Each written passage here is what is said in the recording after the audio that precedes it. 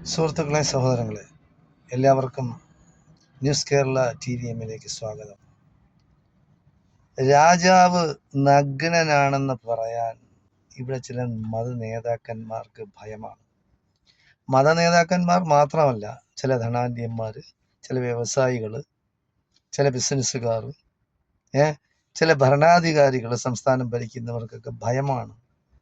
എന്താണെന്ന് എനിക്കറിഞ്ഞൂടാ. മനുഷ്യന്മാരുടെ അവരുടെ ആദർശങ്ങളും അവരുടെ ബാക്കി എന്താണ് പറയുന്നത്, അവരുടെ ആണത്വം ഒക്കെ പണയം വെച്ചിട്ട് നടക്കുകയാണ്.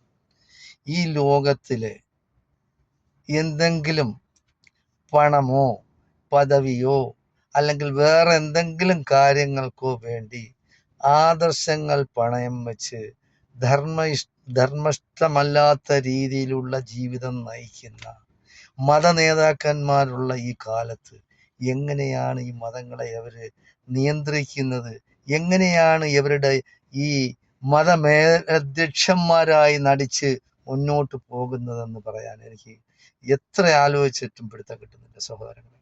പറയാതിരിക്കാനൊക്കില്ല. അതായത് മോഡി എന്ന് പറയുന്നത് ആരാണ്? ഇന്ത്യയുടെ പ്രധാനമന്ത്രിയാണ്. അയാൾക്ക് യാതൊരു യോഗ്യതയില്ല ഒരു പ്രധാനമന്ത്രിയാവാൻ.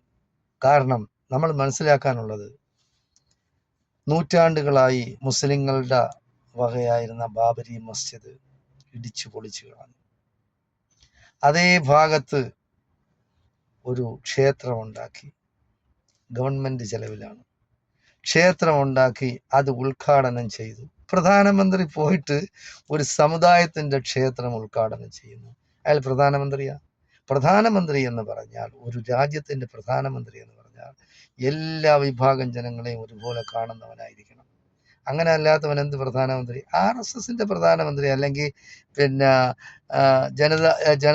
ഈ ഭാരതീയ ജനതാ പാർട്ടിയുടെ RSS സംഘപരിവാർ ജനതാ പാർട്ടികളുടെ ഭാരതീയ ജനതാ പാർട്ടിയുടെ പ്രധാനമന്ത്രിയാണെന്നേ പറയാനൊക്കെ ഉള്ളൂ. കാരണം ന്യൂനപക്ഷങ്ങളായ മുസ്ലിങ്ങളായിരുന്നാലും ഹിന്ദുക്കളായിരുന്നാലും മുസ്ലിങ്ങളായിരുന്നാലും ക്രിസ്ത്യാനികളായിരുന്നാലും സിഖുകാരായിരുന്നാലും ബുദ്ധമതക്കാരായിരുന്നാലും ജൈന മതക്കാരായിരുന്നാലും ഇവരൊക്കെ ന്യൂനപക്ഷങ്ങളാണ് ഇന്ത്യയിൽ.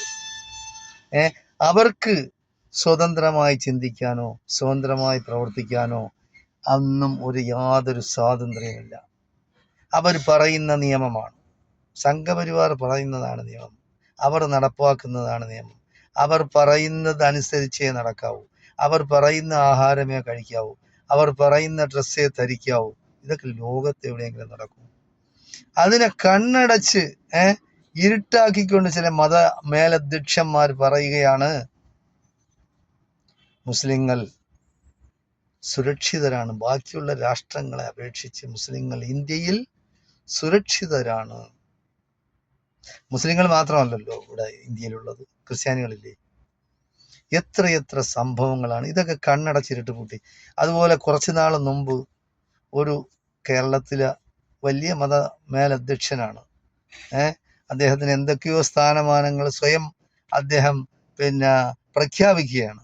ആ മനുഷ്യൻ പറയുകയാണ്, ഗുജറാത്തില്, അതായത് ഒരു ചാനലിലെ അവതാരകൻ ചോദിക്കുകയാണ്, നിങ്ങള് ഈ ഗുജറാത്തിൽ നടന്ന വംശീയ കലാപം, അതിൽ 2000-ന് മുകളിൽ മുസ്ലിങ്ങൾ കൊല ചെയ്യപ്പെട്ടു, ഗർഭിണികളെയും കുട്ടികളെയും പോലും വെറുതെ വിട്ടില്ല, പലരെയും ചുട്ടുകൊല്ലുകയും കുത്തിക്കൊല്ലുകയും ഏതെല്ലാം രീതി കൊല്ലാൻ നോക്കൂ, 2000-ന് മുകളിൽ മുസ്ലിങ്ങളെ കൂട്ടക്കൊല ചെയ്തു.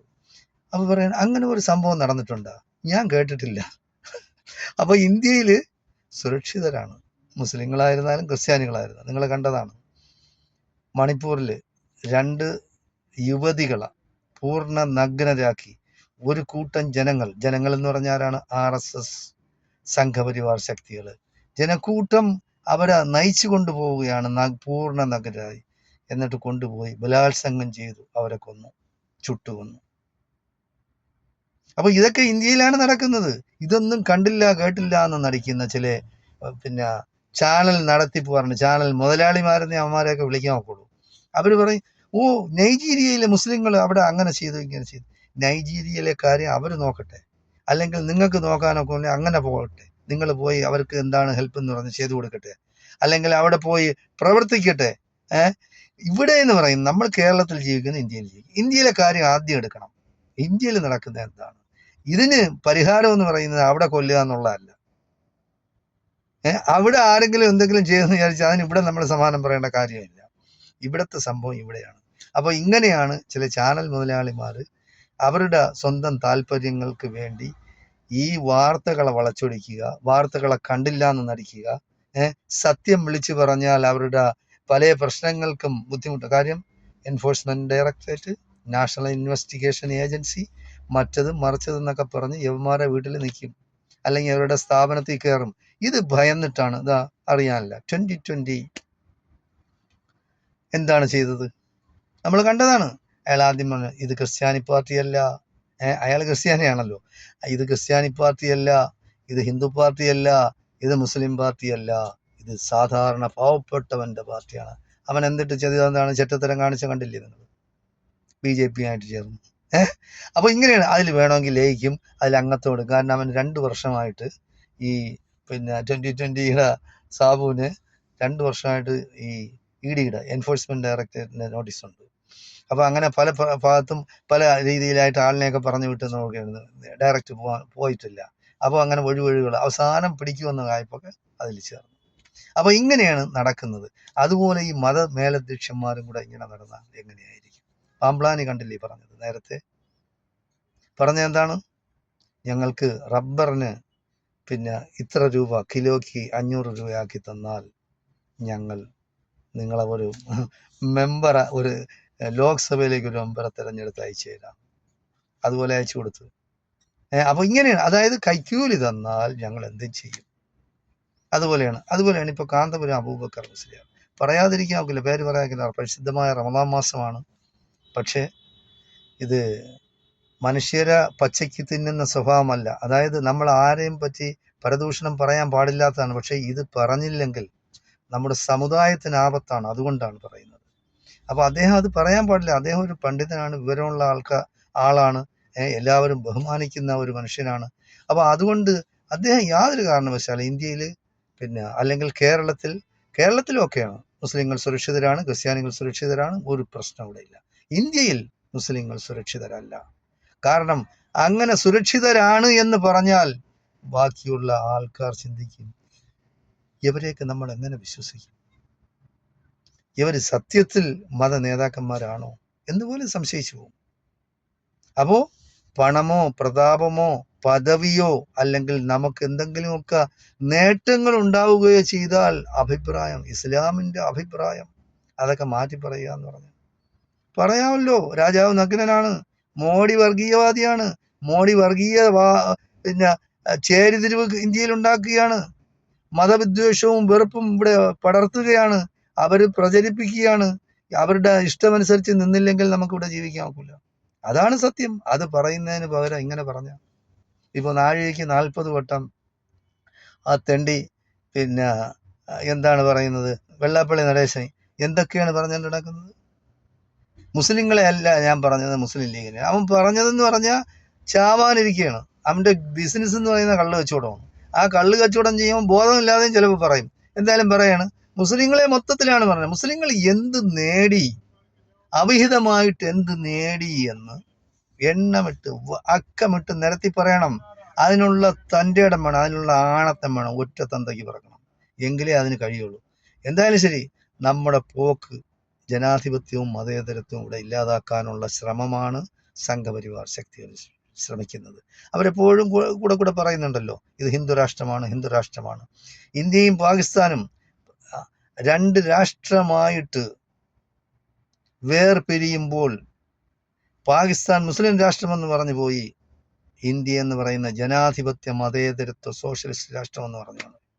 അതുകൊണ്ടാണ് ഇവിടെ ആളുകൾ നിൽക്കുന്നത്, അതുകൊണ്ടാണ് ആളുകൾ ഇവിടെ ജീവിക്കുന്നത്, അതുകൊണ്ടാണ് ആളുകൾ ഇവിടെ പ്രവർത്തിക്കുന്നത്, അതുകൊണ്ടാണ് നമ്മുടെ രാഷ്ട്രത്തിന്റെ ശില്പികളായത്, അതുകൊണ്ടാണ് നമ്മുടെ രാഷ്ട്രത്തിന്റെ ഉയർച്ചയ്ക്ക് വേണ്ടി നമ്മൾ ശ്രമിക്കുന്നത്, അതുകൊണ്ടാണ് നമ്മൾ രാജ്യസ്നേഹികളാകുന്നത്. അല്ലാതെ ഈ ചെരുപ്പ് നക്കികളായ RSS സംഘപരിവാർ ശക്തികൾ അന്ന് നമ്മുടെ സ്വാതന്ത്ര്യ സമരത്തെ ഒറ്റുകൊടുത്തവരാണ്. അവർ ഇംഗ്ലീഷുകാരുടെ ചെരുപ്പ് നക്കിയവരാണ്. അത് മനസ്സിലാക്കി ഇവിടെയുള്ള ഓരോ ഇന്ത്യക്കാരനും ഓരോ കേരളീയനും ഈ വിഷസർപ്പങ്ങളെ ഈ നാട്ടിൽ നിന്ന് ആട്ടി ഓടിക്കണമെന്നാണ് എനിക്ക് പറയാനുള്ളത്. നമ്മൾ എങ്ങനെയാണ് ജീവിച്ചത്? എൻ്റെ കുട്ടിക്കാലത്തൊക്കെ എന്ന് പറയുന്നത് ഹിന്ദുവും ക്രിസ്ത്യാനിയും മുസ്ലിം ഒന്നും അങ്ങനെ ഒരു ജാതീയമായ വേർതിരിവില്ല. ഒരു വേർതിരിവില്ല. സുഖമായിട്ട് അവർ ജീവിക്കുന്നു, സുഖമായിട്ട് അവർ വളർന്നു, സുഖമായിട്ട് കളിക്കുന്നു, ആഹാരം പങ്കിട്ട് കഴിക്കുന്നു. ഓണം വന്നാൽ അവരുടെ വീട്ടിലും, പെരുന്നാൾ വന്നാൽ ഈ വീട്ടിലും, ക്രിസ്മസ് വന്നാൽ മറ്റവരുടെ വീട്ടിലും അങ്ങനെ പോയി സഹകരിച്ച് കഴിയുന്ന നമ്മൾ ഈ വർഗീയമായി വേർതിരിവുണ്ടാക്കി അവരുടെ കസേരയാണ് അവർക്ക് ലക്ഷ്യം. അല്ല നമുക്കെന്താണ്? നമുക്കൊന്നും നമുക്കാണ് നഷ്ടപ്പെടാനില്ല, അവർക്കൊന്നും നഷ്ടപ്പെടാനില്ല. അവർ വലിയ ആൾക്കാർ തമ്മിൽ, ഹിന്ദുവും മുസ്ലിമും ക്രിസ്ത്യാനിയും ഒക്കെ വലിയ വലിയ പിന്നെ ആൾക്കാർ തമ്മിൽ വലിയ സൗഹൃദമാണ്. നമ്മൾ ഈ പാവപ്പെട്ട സാധാരണക്കാർ കിടന്ന് ഇവിടെ അങ്ങോട്ടും ഇങ്ങോട്ടും കത്തിക്കുത്തും, വെറുപ്പും വിദ്വേഷവും പുലർത്തി ആളുകൾക്ക് സമാധാനമായി കിടന്നുറങ്ങാൻ വയ്യാത്ത രീതിയിൽ നമ്മൾ പ്രവർത്തിക്കുന്നു. അതിന് ഒരു അറുതി ഉണ്ടാവണം, അതിനൊരു അവസാനം ഉണ്ടാവണം. അതിന് വർഗീയത ആര് പറയുന്നു? ആരായാലും ശരി, മുസ്ലിം ആവട്ടെ, ഹിന്ദു ആവട്ടെ, ക്രിസ്ത്യാനി ആവട്ടെ, വർഗീയത പറയുന്നവരെ അകറ്റി നിർത്തുക. അവരെ യാതൊരു കാരണവശാലും നമ്മുടെ വോട്ട് കൊടുത്ത് അവരെ ജയിപ്പിക്കാനായി പാടില്ല. അപ്പോൾ അതിന് നമ്മൾ ദൃഢപ്രതിജ്ഞ എടുക്കണം. അത് കമ്മ്യൂണിസ്റ്റുകാരനാകട്ടെ, കോൺഗ്രസ്സുകാരനാകട്ടെ, ബി ജെ പി എന്നും RSS എന്നും ഒക്കെ പറഞ്ഞ പണ്ട് വെറുക്കപ്പെട്ട ഒരു പാർട്ടിയായിരുന്നു. അവര് പിന്നെ വർഗീയ പാർട്ടിയായിട്ട് എല്ലാവരും കണക്കാക്കിയതാണ്. അവരിന്ന് സ്വീകാര്യമായിരിക്കുകയാണ്. കുറച്ച് പേര് മതിയല്ലോ. അവർ പിന്നെ ചാനലുകളും അതും ഇതുമൊക്കെ ആവശ്യം പോലെ തുറന്നു വെച്ചിട്ടുണ്ട്. ആയിരക്കണക്കിന് കോടി രൂപ അവരുടെ കയ്യിലുണ്ട്. അദാനി, അംബാനി എന്ന് പറയുന്നതാണ് അവരുടെ നട്ടൽ എന്ന് പറയുന്നത്. അവർക്ക് വേണ്ടി ജീവിക്കുക, അവർക്ക് വേണ്ടി പ്രവർത്തിക്കുക, അവർക്ക് വേണ്ടി ഏതെല്ലാം രീതിയിൽ ലാഭം ഉണ്ടാക്കി കൊടുക്കാനൊക്കെ അതിനു വേണ്ടിയാണ് ഈ ഗവൺമെന്റ് തിരിയുന്നതും അത് ജീവിക്കുന്നതും അവർ പരിശ്രമിക്കുന്നതും. ലോകം മൊത്തം പോയി കോൺട്രാക്റ്റുകൾ ഒപ്പിച്ചു കൊടുക്കുന്നതും ഒക്കെ ഈ മോഡി ചെയ്യുന്നെന്ന് പറഞ്ഞാൽ അവരുടെ ഉയർച്ചയാണ് ലക്ഷ്യം. അല്ല ഇവിടുത്തെ സാധാരണക്കാരനായ ഹിന്ദുവിൻ്റെയോ മുസ്ലിമിൻ്റെയോ ക്രിസ്ത്യാനിയുടെയോ ഉയർച്ചയോ അവരുടെ അഭിമാനം പോലും പണയം വെച്ച് എന്തും അവർക്ക് വേണ്ടി ചെയ്തു കൊടുക്കും. അപ്പോൾ ഇത് നമ്മൾ കണ്ടും കേട്ടും നമ്മൾ കണ്ട് മടുത്തിരിക്കുകയാണ്. അപ്പോൾ ഇതിനെതിരെ ശക്തമായ ഒരു പ്രതിരോധം കെട്ടിപ്പടുക്കാൻ ഇവിടെയുള്ള പ്രതിപക്ഷ കക്ഷികൾ ഒന്നിച്ച് ചേർന്ന് ശ്രമിക്കണമെന്നും നമ്മുടെ ജനാധിപത്യവും മതേതരത്വവും സോഷ്യലിസവും നിലനിന്ന് കാണാൻ ആഗ്രഹിക്കുന്ന എല്ലാവരും ഇവരെ വെറുപ്പോടുകൂടി വീക്ഷിക്കണമെന്നും അങ്ങനെയുള്ള ചാനലുകളായിരുന്നാലും ഈ പാർട്ടികളെ ആയിരുന്നാലും നമ്മൾ വെറുത്ത് ജനാധിപത്യ മതേതരത്വ പാർട്ടികൾക്ക് വേണ്ടി നമ്മൾ പ്രവർത്തിച്ച് അവരെ വിജയിപ്പിച്ച് അവരുടെ ഭരണം ഏൽപ്പിക്കണമെന്നാണ് എനിക്ക് എല്ലാവരോടും പറയാനുള്ളത്. തൽക്കാലം നിർത്തുകയാണ്. നന്ദി, നമസ്കാരം. ജയ് ഹിന്ദ്, ജയ് ഭാരത്.